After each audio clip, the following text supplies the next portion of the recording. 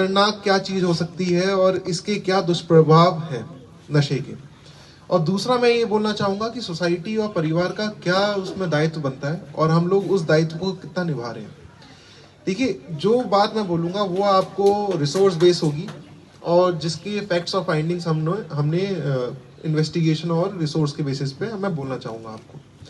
पहली चीज तो ये है कि हमने एक हाल फिलहाल में एक प्रभाव का कार्यक्रम करा था जिसमें हमने कुछ 30 बंदों को जो नशे से पीड़ित थे, क्योंकि हम इनको हमेशा ये बोलते हैं कि वो पीड़ित हैं क्योंकि वो विक्टिम है एक ऐसी चीज का जिसका उनके हाथ में कोई कंट्रोल नहीं है। तो जब हमने उन पे एनालिसिस करा और रिसर्च करा तो हमें ये पाया गया कि जो 30 बंदों में से नशे वाले जो बंदे थे उनमें से 90% ऐसे लोग थे जिन्होंने उस नशे का पहली बार सेवन तब करा जब वो 16 से 18 साल की आयु में थे।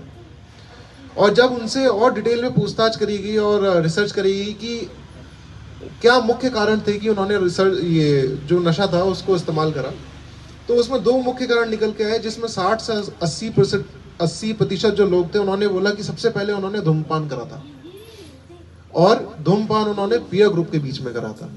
तो अब मैं आपको ये पीछे से लेके आना चाह रहा हूँ कि अगर कोई इतना भयानक नशा है, अगर हम हीरोइन और चिट्टे को बोलते हैं, और उसके साथ साथ पीछे की तरफ से अगर हम कड़ी जोड़े तो किसी ऐसे नशे तक पहुंचने के लिए जो इंग्रेडिएंट्स बने वो ये हैं कि 16 से 18 साल के बच्चे ऐसे फैक्टर में होते हैं कि उनको जल्दी से लोभित किया जा सकता है क्योंकि कॉन्शियस लेवल उतना नहीं होता कि वो ये डिसाइड कर पाए कि उनके लिए क्या सही है और क्या गलत है।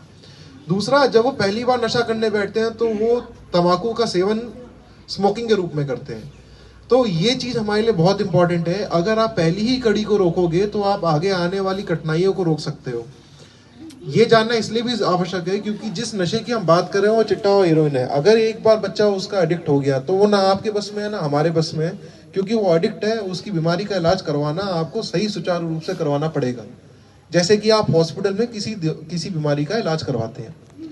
तो इस रूप में अगर पहुंचता है कोई तो उसका कारण क्या है। वो 16 से 18 साल की उम्र में, आप सभी जानते हैं यहाँ पे छोटे बच्चे 16 से 18 साल की उम्र में उनके अंदर क्या जागरूकता है किसी चीज को लेके, और वो अगर उनके सामने कोई नशे की चीज आती है तो उसको कंज्यूम करना स्टार्ट कर देते हैं।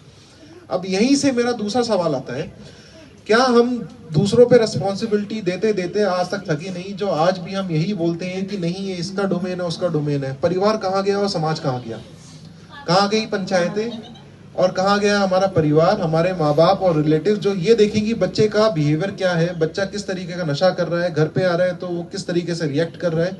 अगर हम अपने ही स्टेप पे जो पहली चीज है जो घर से चालू होती है, अगर हम उसी चीज में फेल हो गए तो आज की तारीख में हम किसको बोलेंगे कि आपकी गलती है, आपकी वजह से हमारे यहाँ पे नशा फैल रहा है। तो तम्बाकू एक ऐसी सीढ़ी है, अगर आपको ऊंचाई तक चढ़ना है, इस पर जो बच्चे चढ़ रहे हैं आज की तारीख में नशा करने के लिए, तो जो पहली सीढ़ी है वो तो तम्बाकू है। अगर आप उसको रोकने में कामयाब नहीं होगे तो आगे चल के तो आपके समाज में ये नशा प्रचलित होता रहेगा और बढ़ता रहेगा और रूप प्रारूप चेंज करता रहेगा। आज ये चिट्टा है, 6-7 साल पहले ये शराब होती थी, चरस होता था, अब ये चिट्टा हो गया। क्या पता आज से 8-10 साल बाद कोई और नशे के रूप में आ जाए। नशा क्या है? नशा एक ऐसी चीज है जिसका आप सब्सटेंस अब्यूज बोलते हो, जिसको किसी भी चीज का उचित से ज्यादा उपयोग करना वो नशा है। आज की तारीख में आप टेलीविजन को भी ज्यादा देखते हो तो वो भी एक तरीके का आपको नशा है। लेकिन ये जो नशा है ये तो रंग और प्रारूप चेंज करता है। हमारा समाज, हमारा परिवार कहाँ है? जिस बच्चे को आपकी सबसे ज्यादा आवश्यकता होती है उस समय हमारा परिवार और समाज कहाँ चले जाता है। अभी एक सज्जन इंसान ने बोला कि यहाँ पे एक्सीडेंट्स हो रहे हैं और एक्सीडेंट्स की वजह से डेथ्स हो रही हैं। आप भी बताइए, जिन रोड एक्सीडेंट्स में, जो बाइकें एक्सीडेंट्स में जा रही हैं और जिन बच्चों की उसमें डेथ हो रही है, उनके सर पे हेलमेट नहीं होता है। आपने मोटरसाइकिल तो दे दी, हेलमेट